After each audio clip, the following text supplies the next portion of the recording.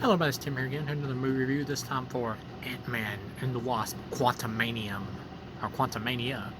But yeah, this movie's been out for a while, I haven't done a review for it yet, and I figured what the hell, why not do it now since there's like a perfect quality version out on streaming.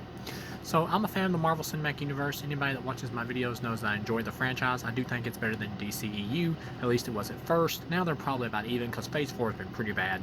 Not counting like the TV shows, which some of the TV shows have been much better than the movies, like Loki Season 1 and stuff. But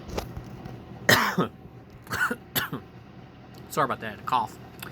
But yeah, overall in terms of like the movies though, in terms of the franchise, this Phase 4 has been pretty weak, and I believe this Ant-Man movie is supposed to be a start of Phase 5. You bring in like the daughter Cassie here, who is kind of in other ones, but she's played by an older actress here because she's supposed to be older because they aged her up because of the blip thing or whatever from Avengers Infinity War, or happened at the end of that one. And you got the new actress here. It's the chick that was in the movie Freaky. She was also in like Catherine Newton, maybe her name. She was in like Supernatural as well. I remember her from that. She was good in those. Here she's just kind of okay. She's not bad, but she's just kind of okay.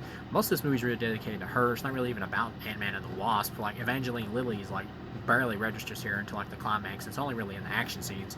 By the time it gets to the end, it's like her and Scott like fighting Kang, taking him out as a double team. You really feel like it should probably be Scott and the daughter, because she's like barely in this. Evangeline Lilly is, at least character-wise. It feels like she's like an afterthought. Most of the first half of this movie really feels like Michelle Pfeiffer's movie, because they accidentally get transported to the quantum realm because they're working on a science project, whatever, that the daughter's made to like hone in the signals or something in the quantum realm, and accidentally get transported there. They get there. The actor who played what was it again? Yellow Jacket in the first movie. He's back as MODOK here, and he's a bad guy to the whole thing. He's the character MODOK is pretty much like a floating head. Who has like he's like a mechanized killing machine who has like weapons and stuff attached to him and all and everything. He's a big giant potato head with little arms and little legs, which is kind of funny. And at the end of the movie, he has like this redemption arc where he turns good for a few minutes before he dies, and it's just kind of treated as a joke, like it's out of nowhere. This guy's been psychopathic since the first Ant-Man movie, and then by the end of this one, he gets like knocked down by the daughter Cassie, who manages to grow big for a few seconds. And he gets knocked down by her, and you get like this sequence where she's like, "Stop, man! Stop being a dick!" And he's like, "I don't want to be a dick anymore. I don't know how not to be." And she's like, "It's never too late not to be a dick." Kind of funny, but at the same time, it's like that's all it took for this guy to have a redemption arc when he's been like psychopathic since the first Ant-Man movie. That was really weak. And then he pretty much like blows up Kang or whatever by attacking him in like this shield or whatever he's got up while he's fighting Ant-Man, the Wasp, and all these other ants have been called by Michael Douglas, who Michael Douglas is commanding. The ants got sucked in there because they were in like this ant hill thing or whatever that Michael Douglas had. That also got sucked into the device and into the quantum realm that they were working on. And the funny thing is because it's like space and time is, not linear there or whatever. They arrived there like decades before or something, and they built like this whole ant society or whatever, and they're like super smart ants with like robo guns on their backs and everything. It's like really ridiculous. But they show up at the end though, they're teamed up with Michael Douglas, and it was kind of fun. You do get some good action scenes here with like Ant-Man finding Kang and everything inside the quantum realm. Jonathan Majors, I know he's in a lot of craziness now going on in the media or whatever, but in terms of this movie, he does a great job. He did a great job at the end of Loki Season 1 as well.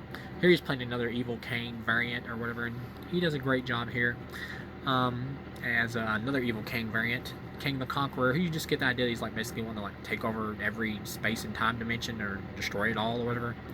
And that Michelle Pfeiffer knows him because he was there when she was there, and he was like helping her escape by her. She was like helping him rebuild his space-time continuum ship that where he could travel through different dimensions, alternate realities or whatever, until she touched it because it's linked to his mind, and she discovered that, well, he wants to use it to destroy everything in existence pretty much, even though he said that he would spare her world, but she ends up blowing it up, and that's how part of the reason she stayed stuck there, because she didn't want to let him out because he was just going to destroy everything, which is understandable. She sacrificed her own happiness to stay there. And you got Bill to protect everyone else, and you got Bill Murray here in a cameo. It's clearly pointless cameo. Bill Murray's funny when he shows up. You find out he was like some kind of rebel or whatever, who was like a love interest for Michelle Pfeiffer while she was in there, because she was trapped there for like 30 years. So it makes sense she would be tempted to go with somebody else eventually, because if she never thought she was getting out. But he's just there kind of like a joke, and then he just gets killed because he's like he turns out he's like a traitor now, even though he was like a rebel back in the day when Michelle Pfeiffer was in there. And he basically has him set up to be turned into Kang, and then Michael Douglas, while they're running away, throws this device and turns this little squid creature into a big creature, and like grabs him and slings him. And that's the last time you see of him, and you just assume he's dead. It's like wow, that's it? That's all Bill Murray was here for? It would have been a better joke if he was just actually playing himself and he just walked by and like, hey, you're Bill Murray. How'd you get in the quantum realm? And he just made up some story like, oh, I come here often. Like, that would have been a better gag, to be honest. You know, like a Space Jam callback, or like when Daffy Duck's like, how'd you get here, Mr. Murray, into Looney Tune Land? He's like, well, my friend knows the producer or whatever. You know, just something silly. I mean, it's like, because other than that, his cameo is completely pointless. It does nothing. But yeah, you get to Kang in this. He just wants to. You never really like get enough emphasis on like what he's exactly doing here and how he's like so tyrannical or whatever with all the people in this like quantum realm where he's like took everything over and all that. You never get an idea of like how he's like torturing them or anything, or how he's like, you know, ruling over them. What is he doing that's so bad to him? Like, you never really see anything. He's just got like these big robot guards or whatever that protects him at his own facility where he lives. You never really see him interact with much of anything. First half of the movie, like I said, is mostly Michelle Pfeiffer's movie because she knows the place and everything. She's like taking them through it. They get separated, and Scott and Cassie end up drinking this juice or whatever that Michelle Pfeiffer's Michael Douglas and Evangeline Lilly team also drink at a bar, and it enables them to like understand what all the other creatures are saying. And then one thing leads to another. You get the Kang who like wants Scott to like go inside his time displacement device or whatever and shrink it and bring it back to him because he needs his help, because he's supposed to, you know, he hears that Scott's like an expert thief. So he sends him down there to do it. He's going to kill his daughter. If he doesn't, he gets in there, he manages to do it. You get like this kind of trippy scene that may be a little bit too trippy, maybe a little bit too Doctor Strange for an Ant-Man movie, where it's like all these multiple different Scotts who represent like different scenarios or whatever. You got one dressed up like he's still working at Baskin Robbins, which is kind of funny. They're trying to get to the device or whatever and end up teaming up together because they got a common goal, because they want to save their daughter. They all want to save the daughter. And then the Wasp shows up in there, Evangeline Lilly, in a small part where, or a small section where she's also doing the same thing. There's multiple ones of her, and they team up and shrink the device and bring it back out. And of course, one thing leads to another. They lead the rebellion at the end, and they charge in there, and they're all fighting against Kang's Robot Man or whatever at the end. It's kind of fun, kind of entertaining action scene. This is obviously the best villain of all three Ant-Man movies, but I'd say this is the weakest movie of all three Ant-Man movies, mostly because the movie just kind of meanders for the first half of the movie until Kang eventually shows up. There's just not much going on to grip you into the plot. And when Kang does show up, it is kind of entertaining. It is fun when Jonathan Majors is on screen.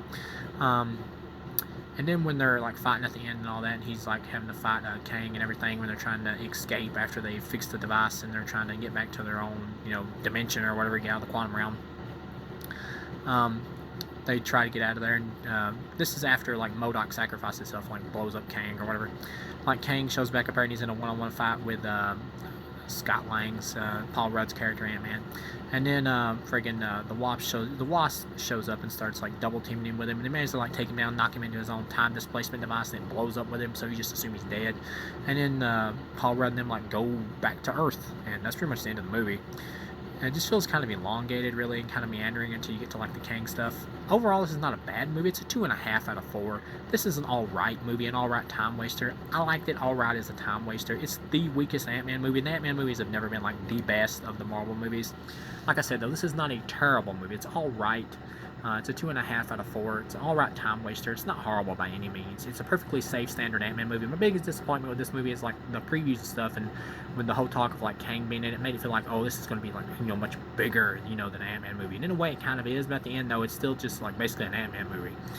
Even though it's bigger than a normal Ant-Man movie, like in terms of the scope, by the end of the movie, it still just plays like any regular standard Ant-Man movie. So that's kind of disappointing.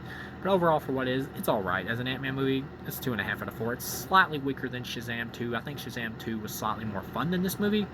But overall, this is still not a bad movie. It's just kind of one of those alright time waster movies. I liked Shang-Chi better than this, which also was another one I thought just was alright in Phase 4. This is better than Thor: Love and Thunder. I hated that one. It's not as good as Doctor Strange in the Multiverse of Madness. I gave that one a 3 out of 4. That one was good. It just wasn't great. It wasn't all it could have been. But this is another disappointing Phase 4 entry. It's not terrible. It's alright.